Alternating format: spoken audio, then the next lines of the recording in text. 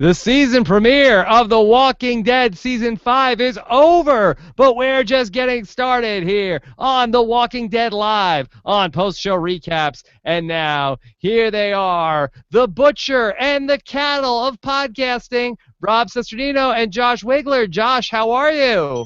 I'm great, Rob, and I totally own my role as the cattle here. You're the In, cattle? in in so many ways, I am the cattle. I don't know if I'm the butcher in any way. Are we both cattle? I'm more of the bitcher than the butcher. You're the bitcher, I'm the cattle. There is no butcher. I was trying to come up with a good nickname for us, and maybe the people in the comments could work on that. Weren't we shithead and asshole last season? Is that right? Am I am I remembering that correctly? It's been a while since we've talked Walking Dead, Rob, so I'm not positive.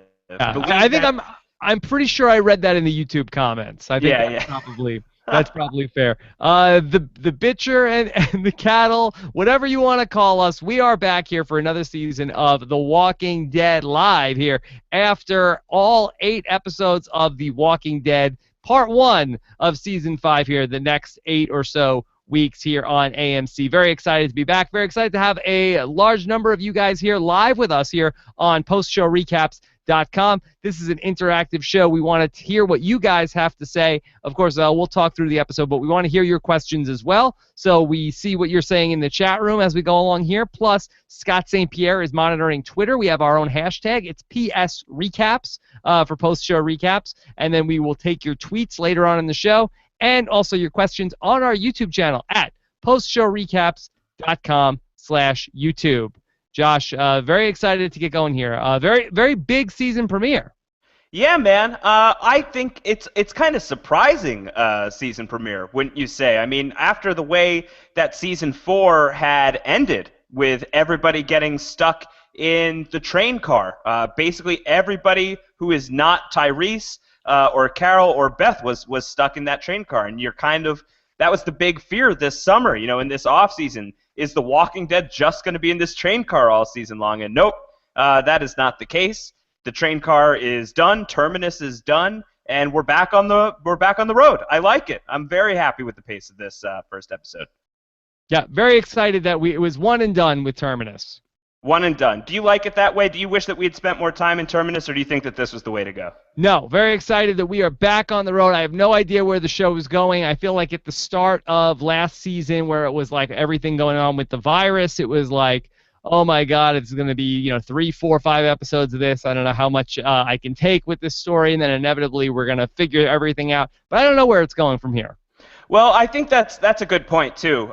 When we started talking about Season 4, when we got back in Season 4, I remember I was not a huge fan of that episode. I was mostly down on the Rick storyline, and I thought it was a little slow. And I think that the first half of Season 4 was a little slow for my taste and a little bit caught up in that virus storyline, and I didn't really love that. But this feels, like they were really just hitting the ground running right away here at the top of Season 5. And it's a great way to start. It felt like an action movie. A very big night for Carol, who is rapidly becoming my favorite character on this show. And I'm curious to get your take on how you felt about Carol tonight, Rob, because I know when we first started talking about Walking Dead, you weren't a big Carol fan. You got to be loving yourself some Carol at this point.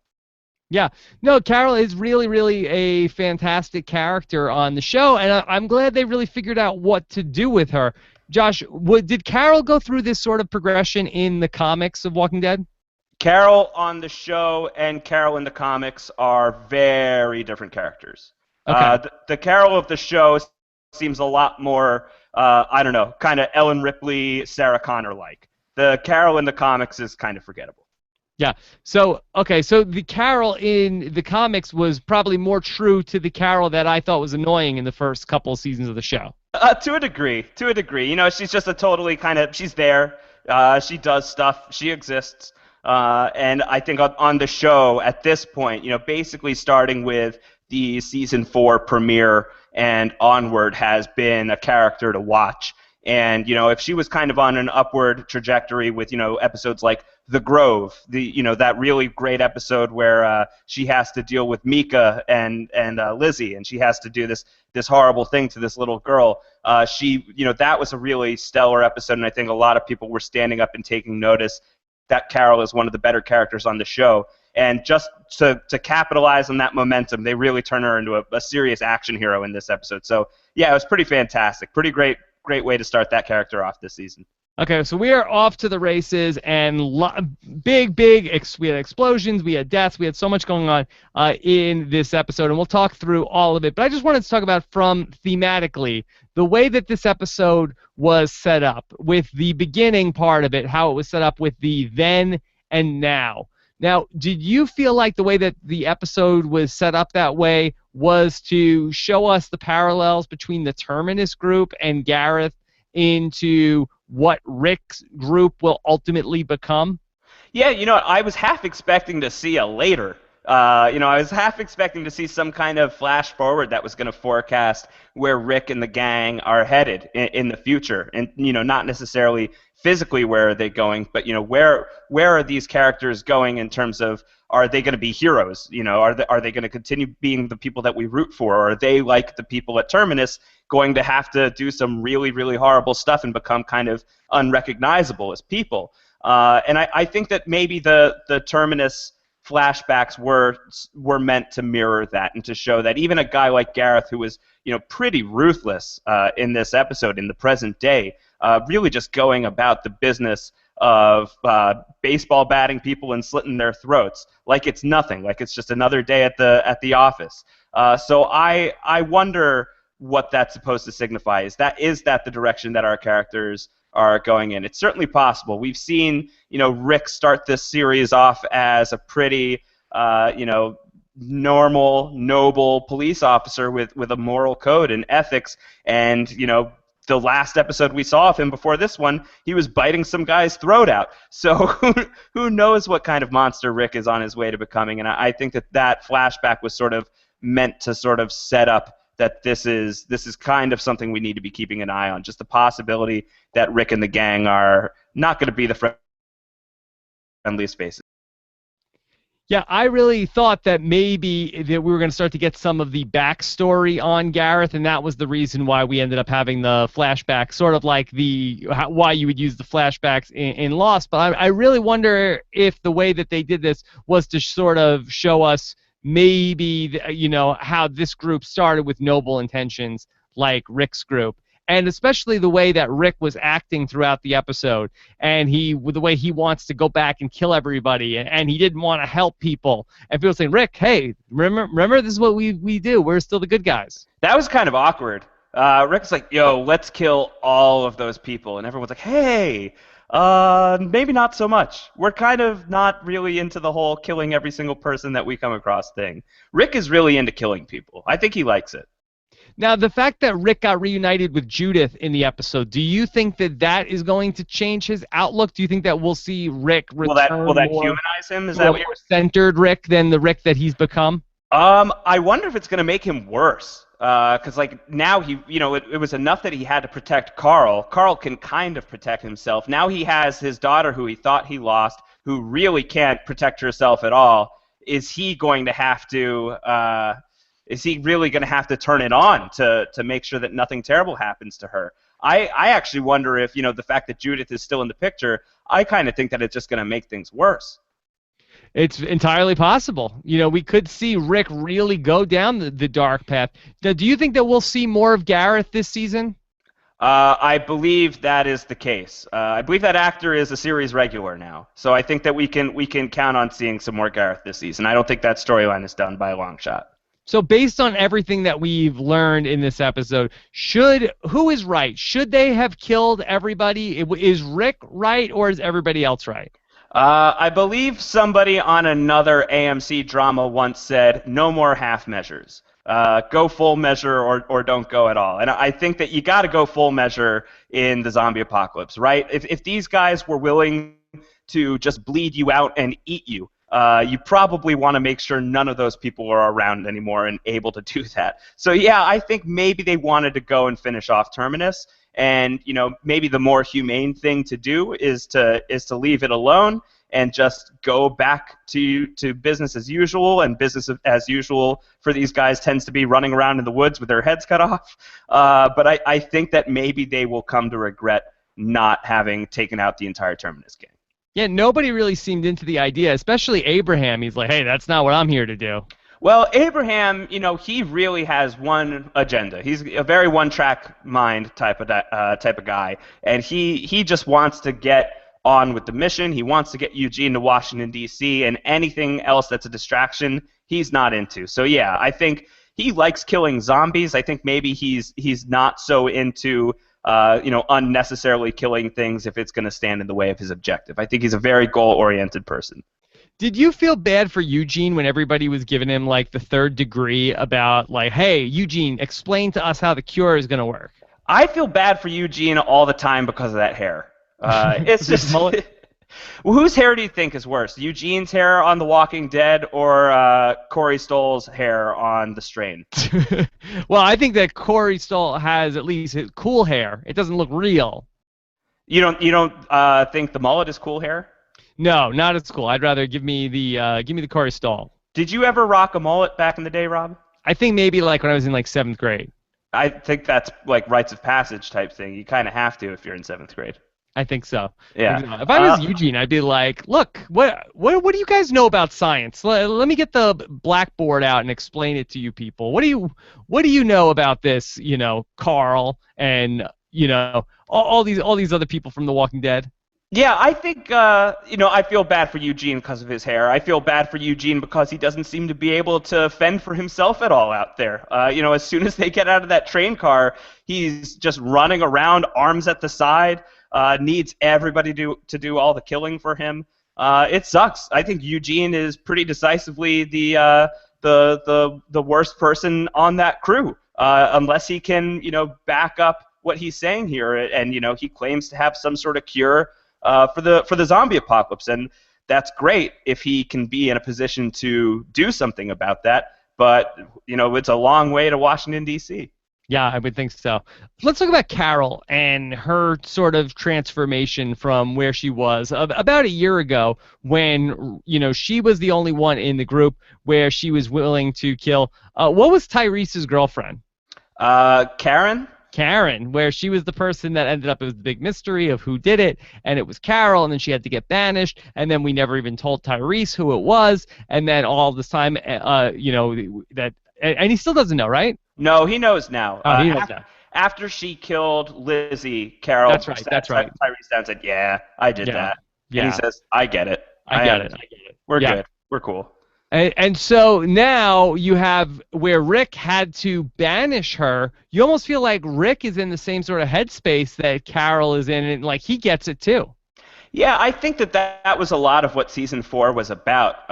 Was Rick, going from farmer to hunter. He had to, he had laid down the gun. He was, working the land. He wanted to have a prosperous civilization. He wanted peace. He even offers the olive branch to the governor before the governor. And he is now at a place where he's got to do what he's got to do. He's gonna do whatever he can to keep himself and keep his people safe. And I definitely think that's where Carol was coming from early on in season 4. So yeah, absolutely, Rick has a lot in common with Carol these days, and I think he's very happy to see her now, not just because she saved everybody's life. She's the reason why everybody's out of Terminus now, but also because this is a like-minded person, and he needs as many of those people as he can get. So Carol is officially back in the fold. Oh yeah, 100%. I think that's I don't know if it's quite water under the bridge, but they both seem pretty good with each other. That was a pretty nice hug between the two of them. Yeah, and Daryl and Carol is back. Daryl was so happy to see Carol. That was kind of touching. That was nice. Yeah, that was good. He loves Carol. Yeah, so that's back on Daryl and Carol. So yeah, we've got a pretty big herd of people back together. Yeah, as well as a big herd of walkers in this episode. That was fun, having all of the walkers running around Terminus. That was great. Yeah, there's really a lot of insanity going on between the walkers versus Rick and his group that they were trying to make their escape and rescue everybody, and then also the people that were from Terminus. So it's a lot going on. What did you think of Tyrese? Speaking of the Carol and Tyrese thing, Tyrese had a pretty big episode tonight. He did. Did that character have a name that was the guy in the hat?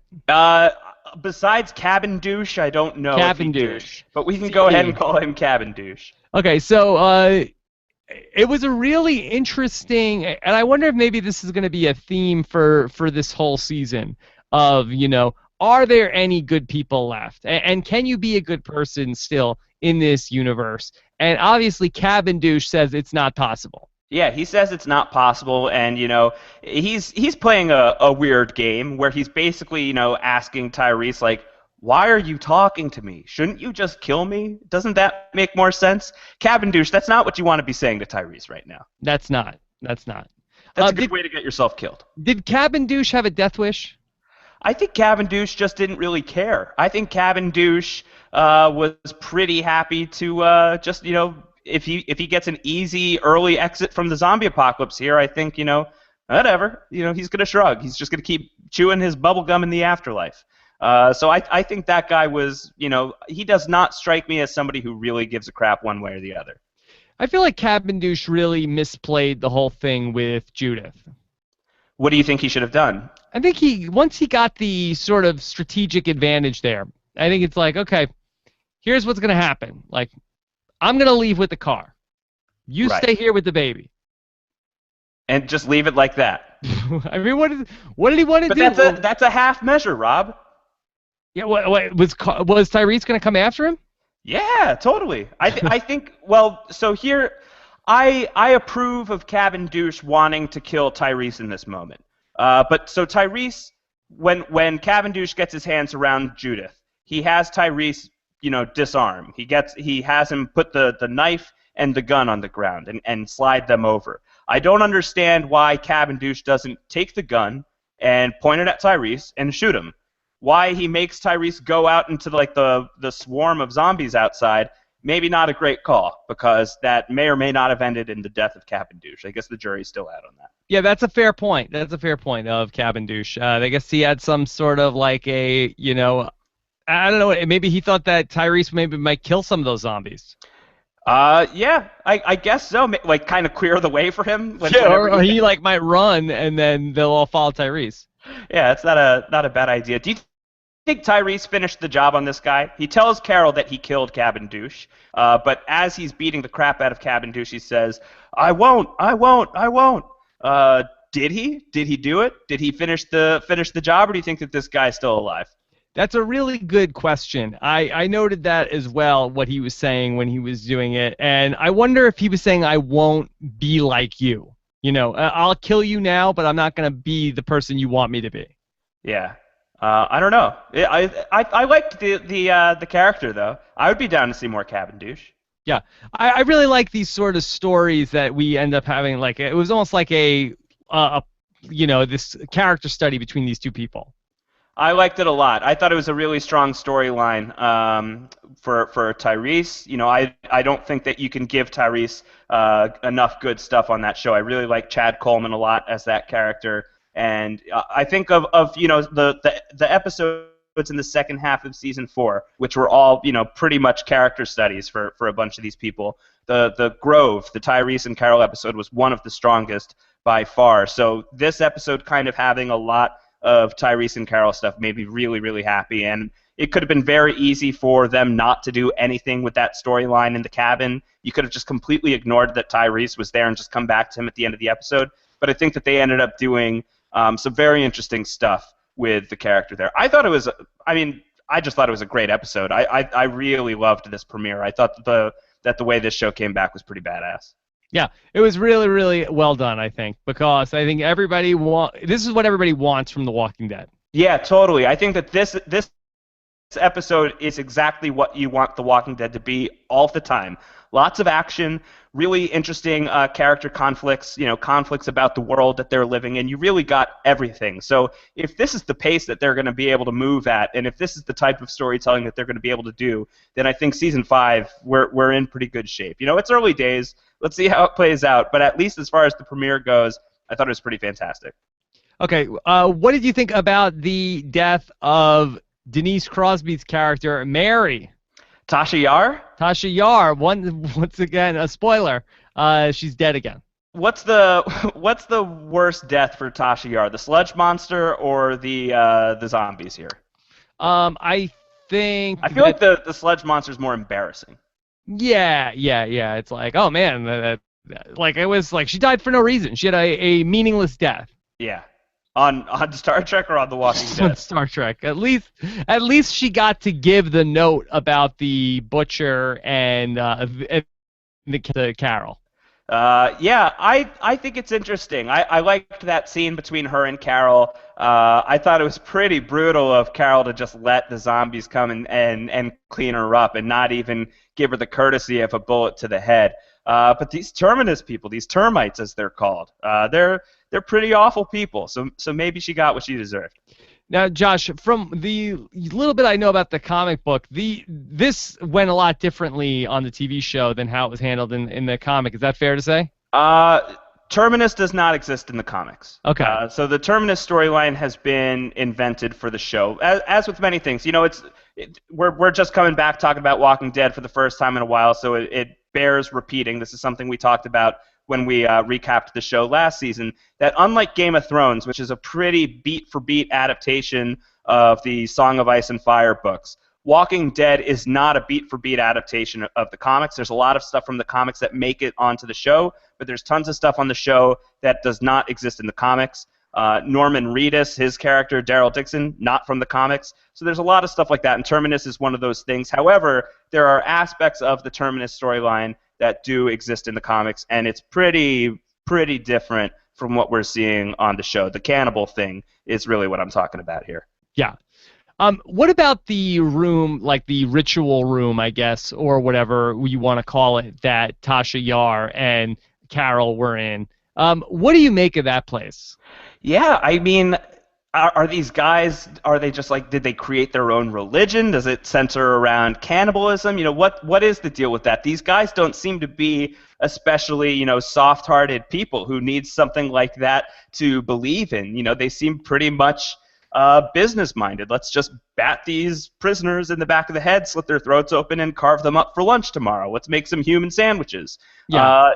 I don't see how religion factors into it at all, but that certainly seemed like what was going on there, like it was a sacrifice room or something like that. So it's interesting, and I wonder how that kind of stuff is going to play out, because I don't think that we are totally done with Terminus. Even if Terminus has fallen, even if most of the people who were in power in Terminus are either not in power anymore or just straight up dead, I feel like there's still so much more to learn about that society. So I'm curious, and I hope we get answers to stuff like the ritual room. I think that's important. Yeah, could I draw a parallel between the people of Terminus and the people from the Leftovers? It was almost like, you know, this horrible thing happened to them, and then they had to sort of like create their own very bleak society and have all these different beliefs now.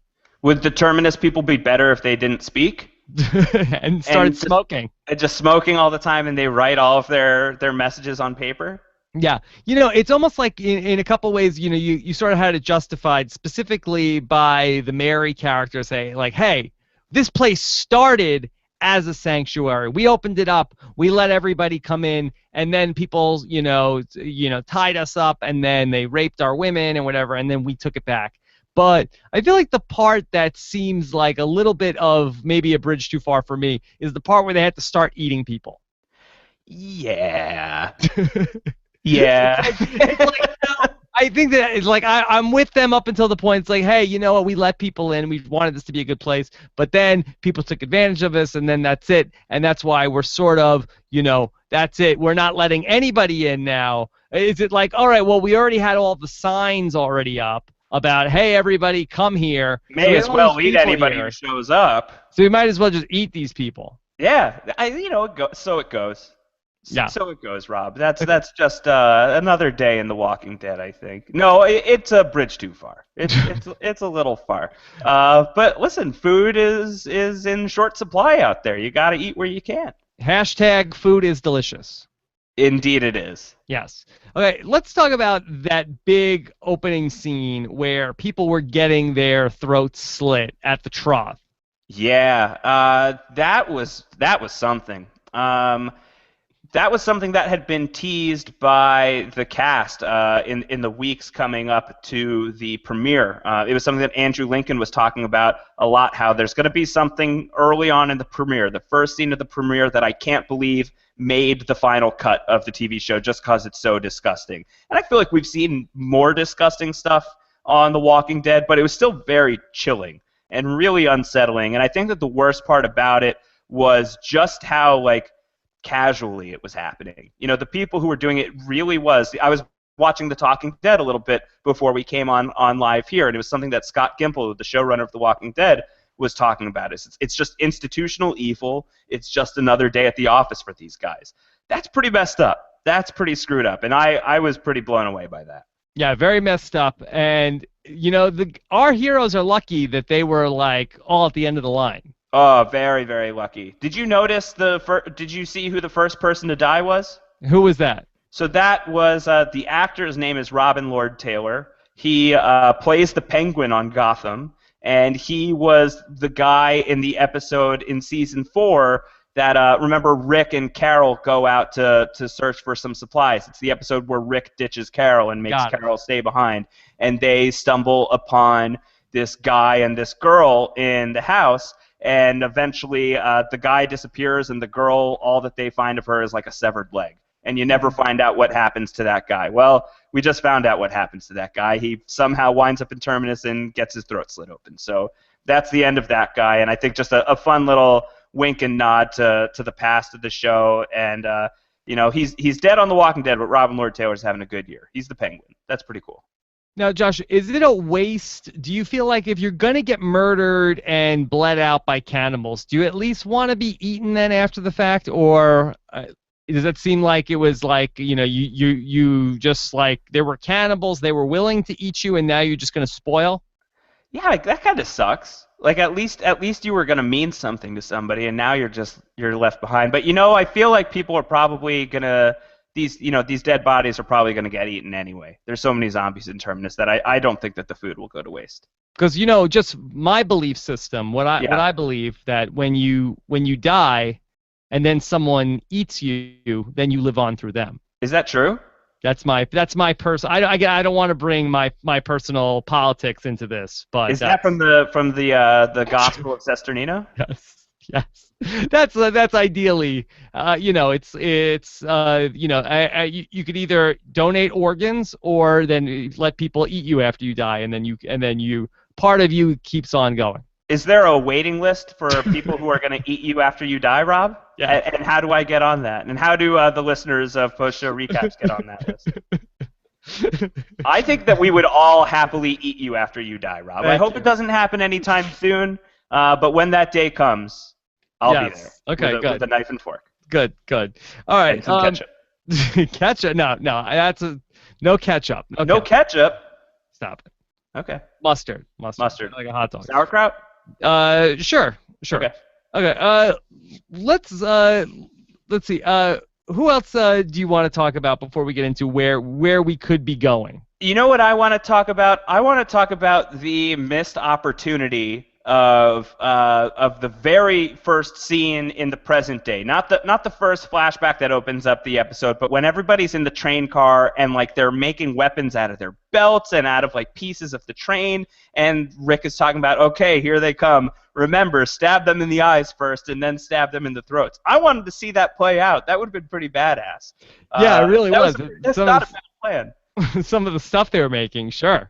These guys are pretty great. You know, they've survived through a lot. They've lived through a lot. They've struggled through a lot, and they mean business. You know, it's like Rick said at the very end of season 4. They're screwing with the wrong people. They absolutely are. It turns out that Terminus was smart enough to smoke them out first, but it would have been pretty insane had those doors opened and Rick and the gang just went to town on the termites immediately. That could have been pretty great. What do you think about when Rick said to Gareth about how there's a machete with a red handle, and that's what I'm going to use to kill you?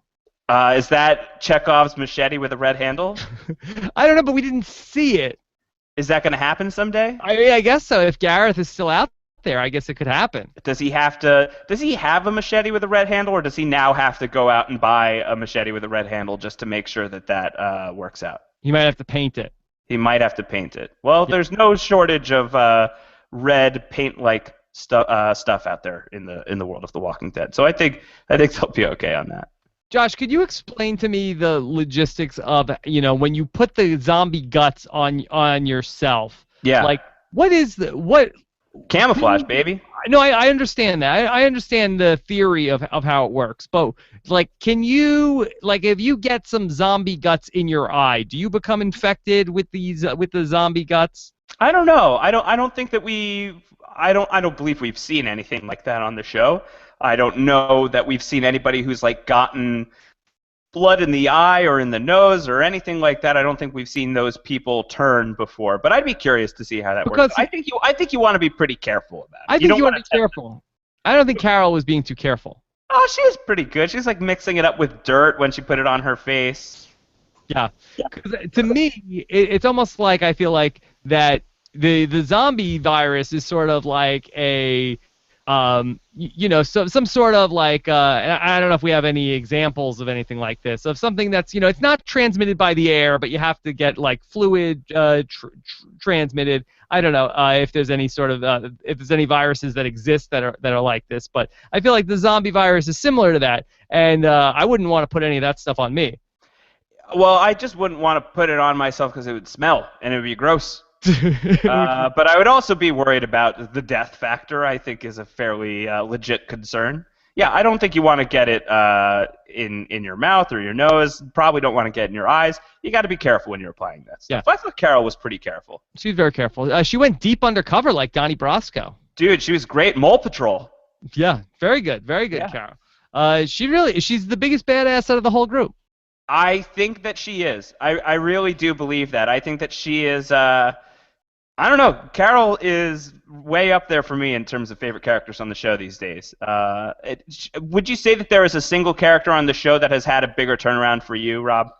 No, I don't think so. I mean, the Carol went from she was just a nothing character. She had no story, and anytime they were spending time with her, it was just a waste of time until they finally, realized that oh, we need to do something with her. Yeah, they ramped it up. Yeah, and so all right, let's talk about where. Actually, before we get to where we could be going, did you stay past the end credits, Josh? Oh, I stayed past the end credits, Rob. Yes, and look who's back. Yeah, if you guys did not stick around through the credits, there was a little extra scene at the end of the episode, and there's some guy with a hood and a mask on, and he sees the No Sanctuary sign that Rick has created at the end of the episode, and the guy takes his mask off, and it's Morgan. Morgan's back. Yes. I liked that. I love Lenny James. I love Morgan. He is one of the best characters on the show. Whenever he shows up, it's always a good time. So Morgan getting back in the mix, I'm very much on board for that. Yeah. Okay. So going back to Morgan, what do we think his story is going to be? And where did he? I remember he was the last from the season 3 episode, which was a really great episode. So where did he leave off with Rick there? He just continued going about the business of clearing zombies in his town. He had this crazy stockpile of weapons.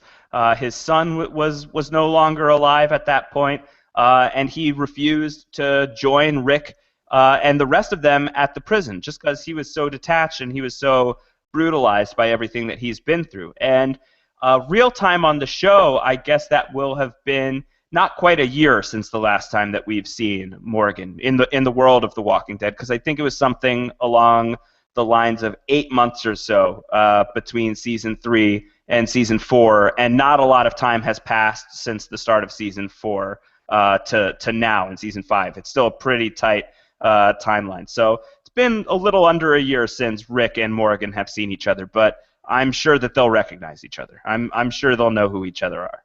What was that symbol that was on the tree that was like the X with the circle around it? I don't know. Is that like the bat signal? Is there some superhero walking around in The Walking Dead? Well, the Penguin's dead. Penguin's dead. Yeah. So it's not him. So I don't know. Is it like Gareth's secret code, you think? Gareth's code? I mean, is it Rick? Is it Rick's quote? Is it the claimed guys? Who knows? Is the governor back? The governor could be back. No, the governor's not back. He's dead. He's probably dead. Oh, he's super dead. He's very dead. But maybe I mean, I loved the governor, but that guy's dead. You can't bring him back. Josh, come on, bring me back. Only if he's missing his other eye. Yeah.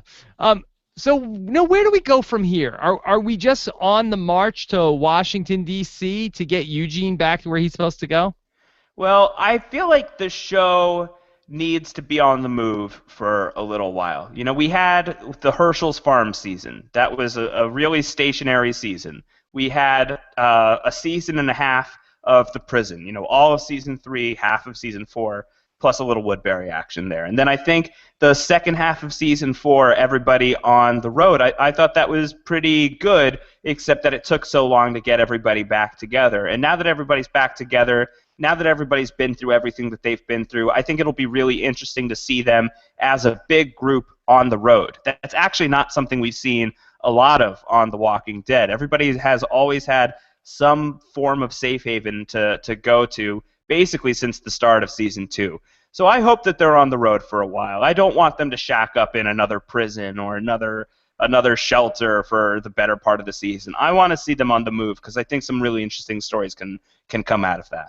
Yeah, I think one of the things that works about The Walking Dead is almost like that it's kind of like in some ways an anthology series, and where, you know, from week to week we could see like a different story about a different person affected in a different way by this, and have like a sort of like a really cool, interesting story that ends up happening and meeting new people, like what went on tonight with Tyrese and the guy and Cabin Douche. Yeah, and I feel like, you know, if you have people moving from week to week, you can have, you know, explore a new thing like that, you know, almost every episode.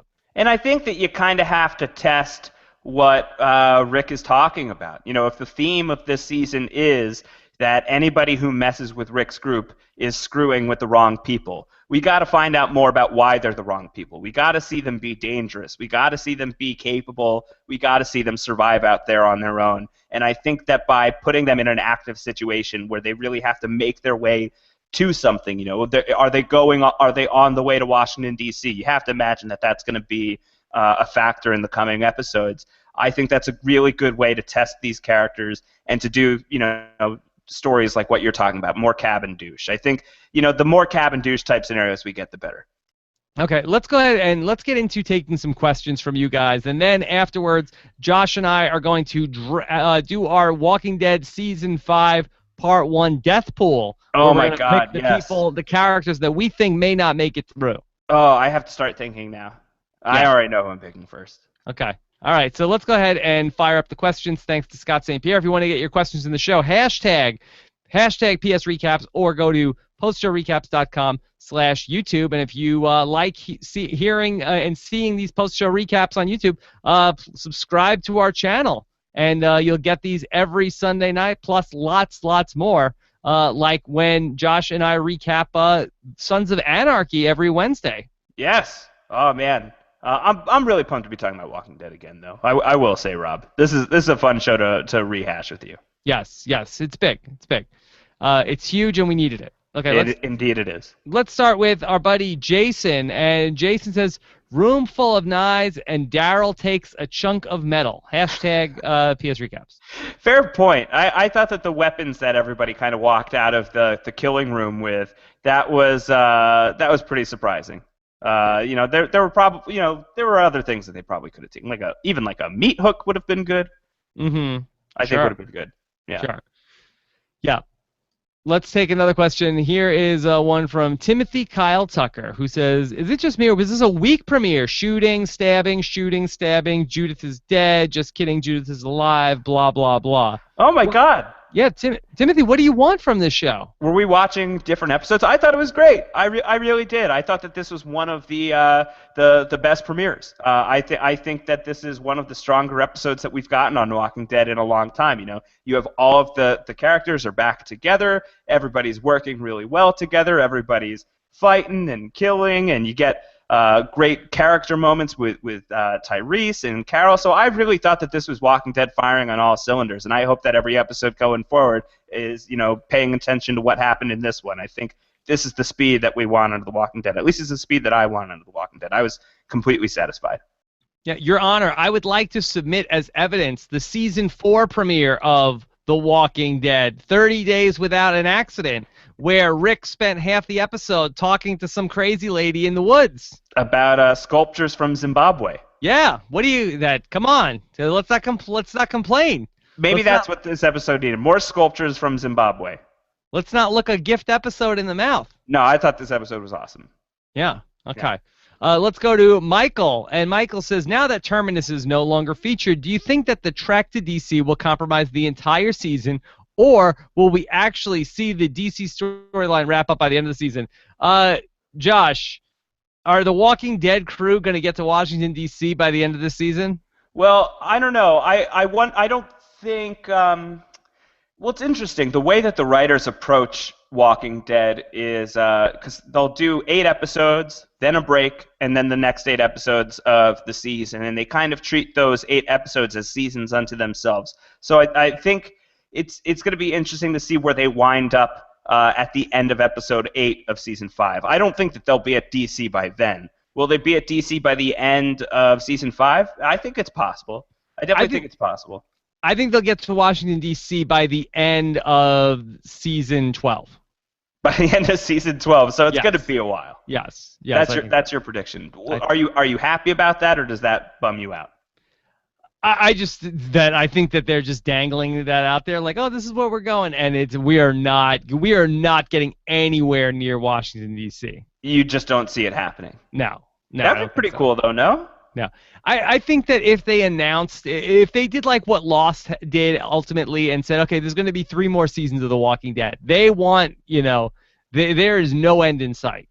Yeah, that's probably ratings are going to be huge. They're spinning this off. They want to do, 15 more seasons of Walking Dead. Maybe that could be the spinoff. Is The Walking Dead in Washington D.C. That could be the spinoff. Yeah. No way we're getting to the end of the zombie cure. Because if you get to DC, that's the end of the show. Yeah, and it'd be a while. Is there any chance? Do you think Eugene is full of it? It's possible. You don't trust a guy with a mullet. Yeah, I kind of got a little bit of a BS vibe from him. You didn't like his idea of fight fire with fire? Yeah, it seemed a little too easy. Yeah, I don't know. I guess we'll find out. Okay.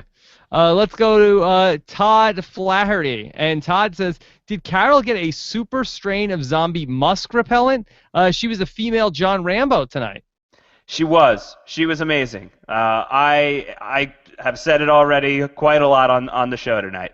Love me some Carol. Very happy with the Carol of it all this week. So good. Really, really great. I'm so happy that she is who she is on this show now because she's a badass. She's pretty cool. Spicy Wasabi X says, is cannibalism such a bad thing? Wouldn't you go that way when there's no food around? Be the butcher, not the cattle. No, I'm totally the cattle. As established, I don't know. I don't know if I have. I don't know if I have cannibalism in my blood. Not on my watch is what I would say. I don't think that I'm going to be going around eating people. That doesn't seem to be necessarily something that I am going to find myself doing. But I don't know about you, Rob. You've given me the green light to eat you once you die. So maybe on my watch I'll do that. Yeah, I don't know how I would feel about eating other people, but I think that if I'm gone and somebody wants to eat me, I think I'd be okay with it. Yeah, I think it's possible. Yeah. Let's queue up another question. Next question on the line is a little spoilery. Okay, so all right, let's go to. Yes, this one's good. We've got from a mile away. Would you agree that Carol has earned her badass stripes this episode? Absolutely, but I think she earned her badass stripes last season. I think, and maybe even as far back as season 3, when she survived everything that happened in the prison. Remember, there was like 2 episodes where we thought that Carol was dead. Mm-hmm. I think the fact that she survived that situation, that was pretty badass. But season 4 for me was Carol's big badass coming out party, and the season 5 premiere that we just finished watching, I think, is irrefutable proof that Carol is a badass. Yeah, I think you're right about that. During the loss of T-Dog. R.I.P. T-Dog. Do you miss T-Dog? Yes. I miss T-Dog. I don't really miss T-Dog. Do you think T-Dog would go the cannibalism route? I think so. He's a big guy. He's got to eat. T-Dog's got to eat. He's got to eat. Yeah. Okay, let's go to Natalie in Chicago. And Natalie says, do you think the flashbacks will be needed for Morgan's story, or would you want him to just jump into being with the group? Oh, I mean, I loved, and I know I wasn't not necessarily alone on this, but maybe not in the majority opinion on the 2 Governor episodes that we got in the first half of season 4. I really enjoyed those episodes, and I like it when The Walking Dead screws around a little bit and breaks away from the formula. So I would be very into any episode like that. You know, if it was like a full-on Terminus episode, I would be interested in, and I would certainly be interested in a full-on Morgan episode because I love that character so much. So I don't know if that's the way they'll go, if they'll just, maybe have like a cold open with Morgan, just to show like, how he left the town and why he's on the road all of a sudden, or if we'll get a full-scale Morgan episode. But I'm up for whatever they want to do with Morgan. Just give me all of the Morgan you can. Can Morgan carry an episode by himself? Yeah, it's called the series premiere, the pilot episode. I think, he's the scenes with Morgan when he encounters Rick in the very first episode of The Walking Dead. I think that whole portion of the episode is the strongest stuff in the episode. That's what really got me hooked in the pilot was Lenny James's performance. I think that he could absolutely carry an episode. Better than zombies eating a horse? Yeah, for me, yeah. Yeah, I love Lenny James. I think he's such a fantastic actor, and I think as Morgan, he was terrific right away.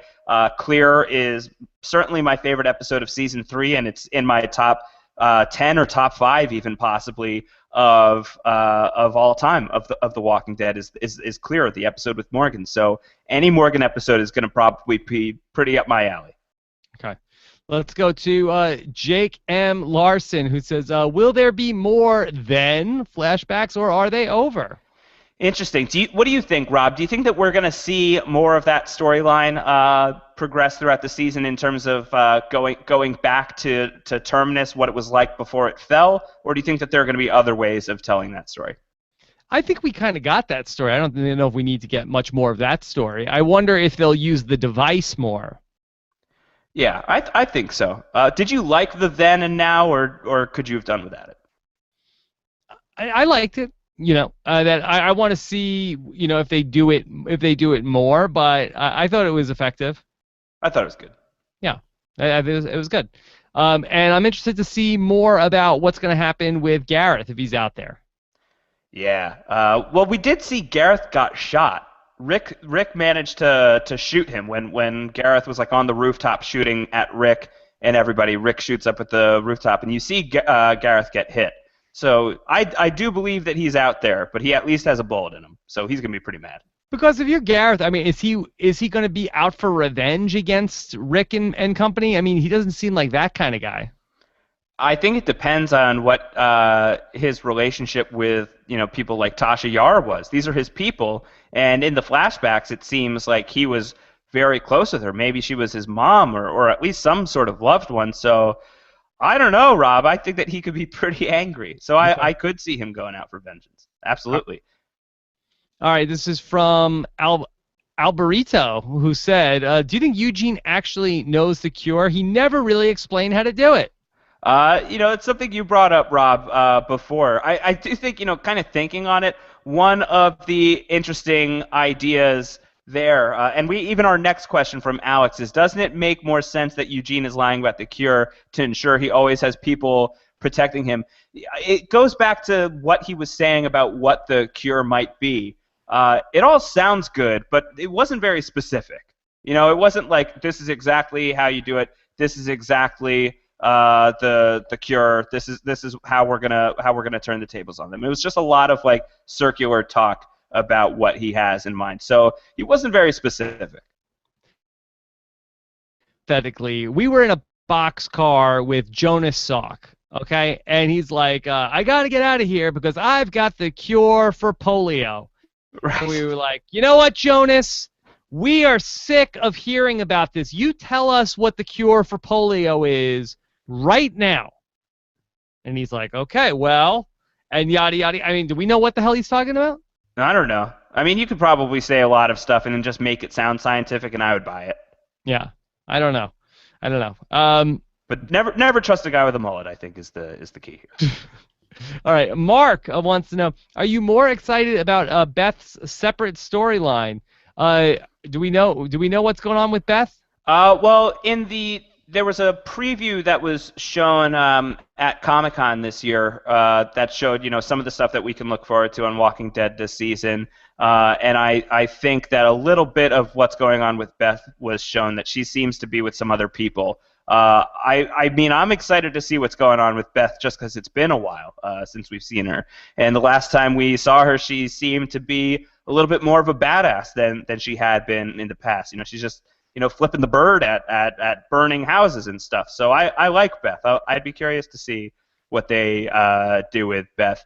And I would say our next question on the line we should probably skip as well. Okay. Josh Wigler is looking out. I'm watching out. I'm making sure that we are steering clear of spoiler territory. All right. You let us know, then we can take the next question, Josh. Absolutely. Well, we can take this one. This is from Stephen Hooker, who asks, what do you think about all the speculation on the internet about Daryl's sexuality? Rob, we haven't talked about The Walking Dead in several months, since it went off the air was it March? It was April? It was, earlier this year. Yeah. There's been a lot of talk about The Walking Dead in the off-season, specifically about, is Daryl Dixon gay? This is a thing that is being talked about as a possibility. Have you heard anything about this, Rob? I have heard. I've heard some things about Daryl. No, but in all seriousness, yeah, I've heard that there's some discussion about this, but I'm really not sure what it stems from. It's twofold. One was someone wrote into Robert Kirkman, the creator of Walking Dead, in the letter pages of the comic book. Someone asked a question, is Daryl Dixon gay? And had a lot of different possibilities for why that might be the case. And Kirkman, all he said was Daryl's sexuality has been discussed at length.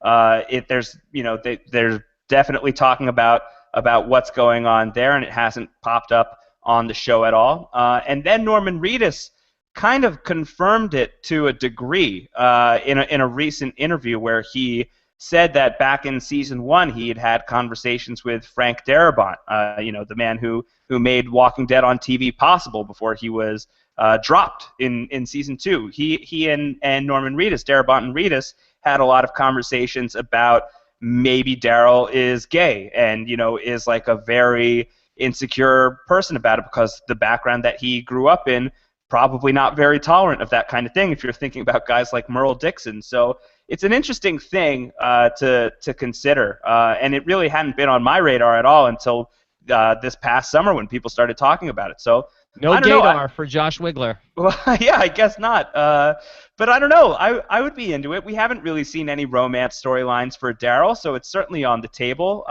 He has friendships with people like Carol and people like Beth that a lot of people have assumed could be romantic. But there's, it could just be totally platonic, and maybe he's more into the Rick thing. I don't know. I would be wide open to it. It could be a very cool story. It could be cool. Hey, listen, Norman Reedus is very attractive, Rob. So do you think that we will ever have a Daryl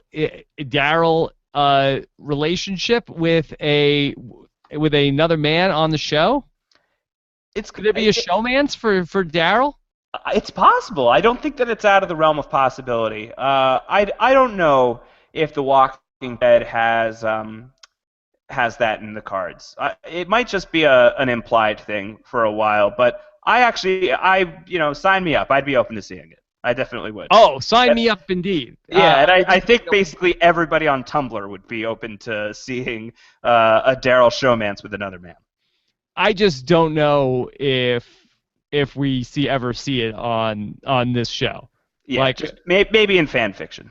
Maybe in a lot of fan fiction, I would imagine. I mean, I imagine it probably already exists in fan fiction. Yeah, I recall when they did the storyline with Vito on The Sopranos, and many people really, really did not like that, and The Sopranos audience and The Walking Dead audience is not the same.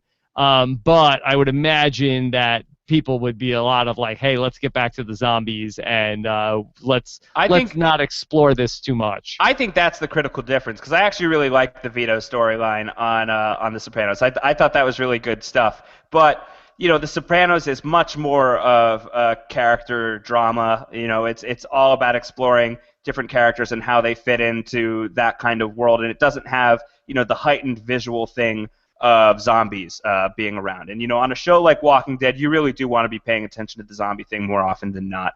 So maybe people wouldn't respond to it well. Maybe people would be saying, "Oh, this is kind of a weird storyline to be having on The Walking Dead." But I don't know. I'd be open to them giving it a shot. I think it would be very interesting and very unexpected for a lot of people, and I always think that tends to be a good thing to try. Okay.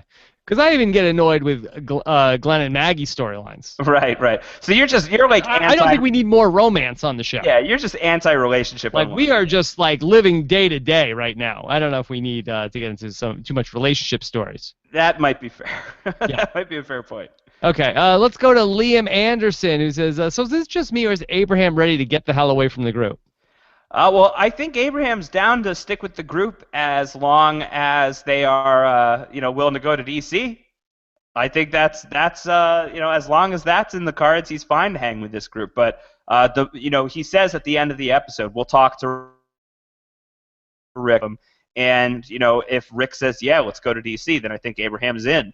And if Rick says, nah, I don't think we're going to do the DC thing, then I think Abraham is going to be ready to skip town.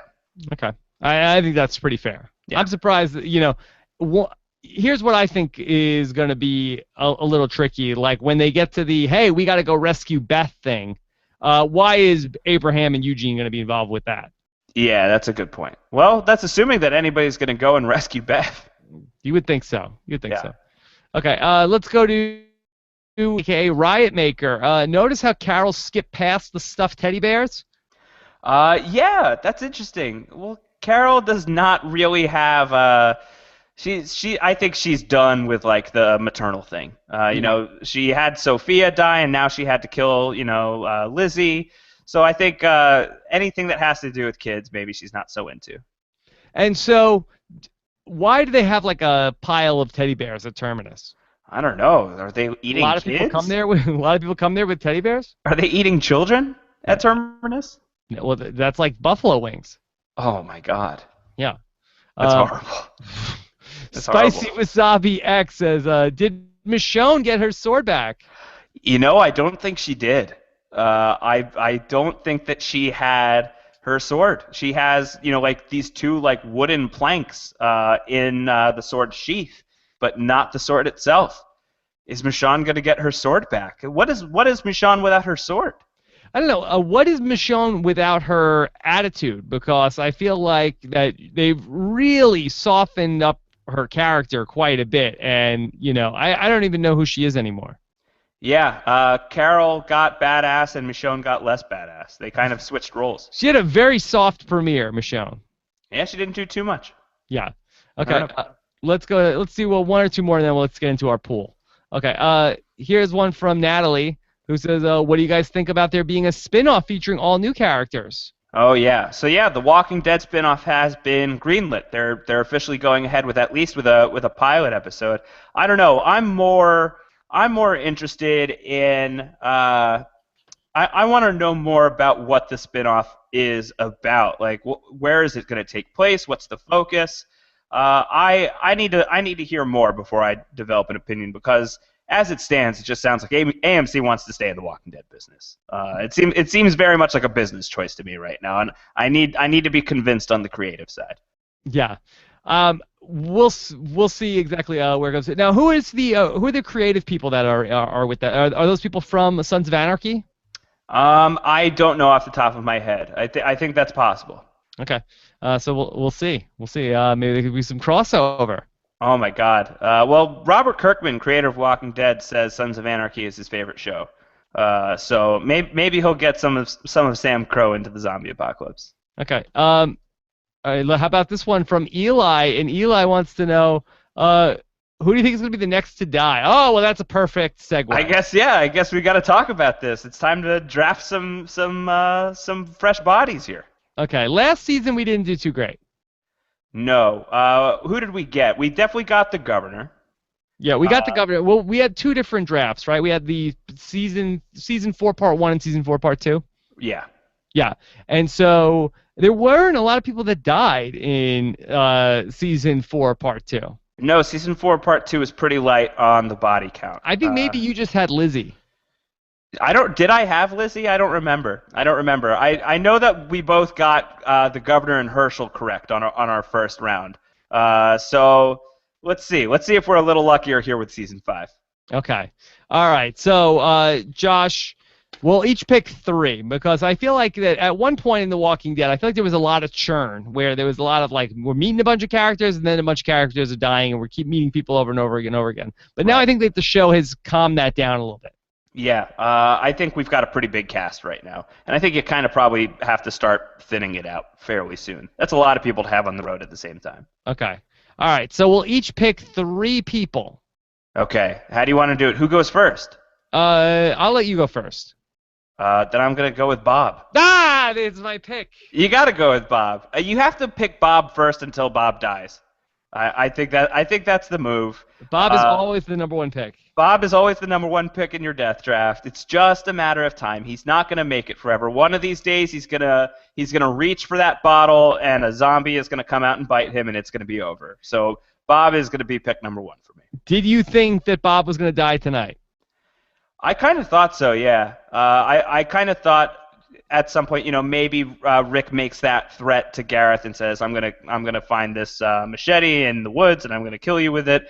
And then Gareth just responds by like stabbing Bob in the face. I kind of thought that's where we were going. So yeah, I'm always on Bob Death Watch. That's just my default speed with Bob on The Walking Dead. Yeah, it's a good pick. Yeah. All right, I'm gonna go a little bit out of left field. I'm gonna go with Eugene. Eugene. Oh, but if we lose Eugene, we have no cure for the apocalypse. Is that why you're picking him? It'll be a real kick in the balls. It'll really have a lot of weight. That would really suck. Yeah. That would be horrible. Imagine that. It'd be like, oh, yeah, he was the only guy with the cure. Is there anybody on the show? I mean, I guess, people would be up in arms if Daryl Dixon died. People would be really bummed about that. But sure. other than Daryl, is there anybody on the show that if they killed that character off, people would riot the way that people would riot if they killed Eugene off, considering he's the guy who knows how to cure the zombies? I don't think that the fans would riot if Eugene died. I feel like people would be pissed off because it's like, this guy might be able to save us all, and now you're just going to kill him, so we're going to ditch that storyline? Well, how's the show going to last another 10 years, Josh, if you still have if you have a guy who has the cure? So you have like 10 seasons of just like mopping up the piles of zombies. It's just like zombie disposal is the rest of the show. Josh, AMC has a lot of money invested in in making sure there is no cure ever to the zombie apocalypse. That's true. I don't think it's a bad pick, Rob. For my next pick, I'm going to pick somebody else from that little group that Eugene came in on. I'm going to take Rosita. Bro. Because I just don't. What does she bring to the table? Well, I mean, she brings something to the table. But what she's bringing something to the table. She's bringing something to the table. But I feel like she's expendable. I think you could lose Rosita. Okay. I would be sad. I know you would. One of my favorites. She's one of my favorites. Why do you like Rosita, Rob? Why do you think she's a great character on The Walking Dead?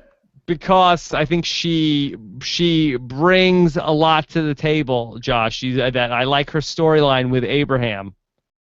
Are you sure that's what you like? All right, for my next pick, I'm gonna go with somebody. I think I pick her every season. I think at some point I'm gonna get this right. Give me, for probably the 3rd time, give me Sasha. Ah, Sasha. Yeah, that's not a bad pick. One of these days, Sasha will die as well. They're never going to kill her. You don't think they'll ever kill Sasha? Yeah, I feel like they like Sasha in the cast, but she doesn't. Could they give her something to do? I think that they should give her something to do because she's got nothing right now. She's got nothing. She doesn't even have a thing other than that Bob wants to date her. Yeah, that's never going to happen because Bob's going to die first. Yeah, and Bob, if Bob is your thing, then you have no thing. You don't want to be in the Bob business. Yes. Okay. Give me one other person. All right, one other person. Why don't I'll just go ahead and pick the bad guy. I got Gareth. I've got my eye on Gareth. Maybe this might be like a later season 5 type of deal, but I'll pick him for now just in case he's done in these first 8. But Gareth is not a guy that makes it to the end of The Walking Dead. Okay. I don't think so. All right. Well, I'm gonna go with. Can I go with Morgan? Yeah, you could go with Morgan. That's a shame. That's a bummer. Bummer pick, Rob. Sorry. All right. So Wiggler is going with Bob, Rosita, and Gareth. I'm going to go with Eugene, Sasha, and Morgan. Josh, you've been ballsier in earlier drafts. Yeah, I used to pick Daryl like all the time. I would always say that they're going to kill Daryl. I don't think I've changed my mind. I don't think that they're ever going to kill Daryl. Yeah, I don't think so. You know, you can't be on The Walking Dead without Daryl Dixon anymore. Yeah. All right. So, anything else from tonight's Walking Dead? No, Rob. I think it was a really great start to season 5. You know, this show it can be a little hit or miss for me sometimes, and there were moments in season 4 where I was a little frustrated with the pace of The Walking Dead. But this was, for my money, this was a perfect episode of Walking Dead. This is exactly what I asked for when I tune into this show. So really happy to get that right out of the gate here when we're coming back after several months away from the show. So I'm really excited. I'm very pumped to see where it goes next. Okay, so Josh, do you have a hashtag you want to give people to tweet us and let us know that they are enjoying our Walking Dead recaps? It's probably got to be Cabin Douche, right? Cabin Douche, right? No, that's not an existing hashtag for anything. I hope not. Is that a website? Yeah, I don't know. It is now. Let's hope not. All right, so what are the odds that someone becomes at Cabin Douche after tonight? Pretty good. Pretty good. Yeah. Okay, so send us your tweets. That we don't have our lower thirds up. We lost them in the. They got eaten by zombies as they raided Terminus. Yeah, of course. Josh is at Round Howard. Yes, I am. Like Ron Howard, but rounder. Yes, more spherical. More spherical. Like yes. Ron Howard, but more spherical. And of course, I am Rob Cesternino, and I'm at Rob Cesternino on the Twitter. Of course, we'll be back next Sunday night, 10:15 p.m. Eastern, live after each episode of The Walking Dead this fall. You can follow us at postshowrecaps.com. Of course, if you subscribe to our YouTube channel, you'll get the videos every single week, but it's much more fun when you can join us live. And if you're listening to the audio, the podcast, you can subscribe at postshowrecaps.com/TWD iTunes, and we've got a lot going on post-show recaps right now between our Walking Dead, between our Boardwalk Empire recaps. Josh and I are recapping Sons of Anarchy, plus also Josh Wiggler is going back to take a look at Lost. Yeah, well, we did a Lost podcast over the summer as we were counting our way toward the 10-year anniversary of the series premiere was back in September. The response has been big enough that we're gonna keep going. And tomorrow, Monday, October 13th at 4 p.m. Eastern, I'm gonna be live with Antonio Mazzaro, and we are going to be talking about 2 episodes from season 1 of Lost, Tabula Rasa and Walkabout, the 2nd and 3rd episodes of Lost. So if you're a fan of Lost, if you want to go back and revisit that series with us, that's something we're gonna try and start doing weekly. So definitely hope that you guys can join us for that. Josh, I'm seeing some complaints in the chat room that we didn't talk at all about Carl. What's there to talk about with Carl this week? Yeah, all he had was like, hey, my dad is going to be back, all right? There wasn't even any chocolate pudding. No pudding for Carl. Are we running into a Walt problem yet with Carl? Is he just growing too fast? Is he growing too fast? I mean, it's been like a day since last season. He's getting old. I'd have to go and do like a side-by-side comparison of the most recent episode before the premiere and the premiere, and just see like how much he's grown. But I was watching a little bit of the season 4 finale before the season 5 premiere came on. He looks, fairly consistent. But yeah, I mean, one of these days that's gonna be a big problem. Yeah, we're gonna need a time jump on Carl. Time jump or death. Yeah. Maybe we should have drafted Carl in our death pool. I don't think they're going to kill off Carl. I don't know. I could see it. By the way, Judith, best baby ever. Would you say so, of all time? Yes. Don't you have a baby, Rob? Shouldn't you not be saying that? I have a baby, and I love my son, but Judith is a million times better behaved than my son on any given day. Dominic is no Judith. He would not be just like sitting still at any point and not crying. Yeah, no, Judith's pretty good for a zombie apocalypse baby. She's not bad. Yeah, she's really, really good. Yeah. Did you like how Tyrese, when he was asked what his relationship with Judith was, he just says, "She's my friend." The baby is his friend? Yeah, he's friends with babies. Tyrese, friend of babies. I love Tyrese. Such a nice man. Very good guy. Really good guy.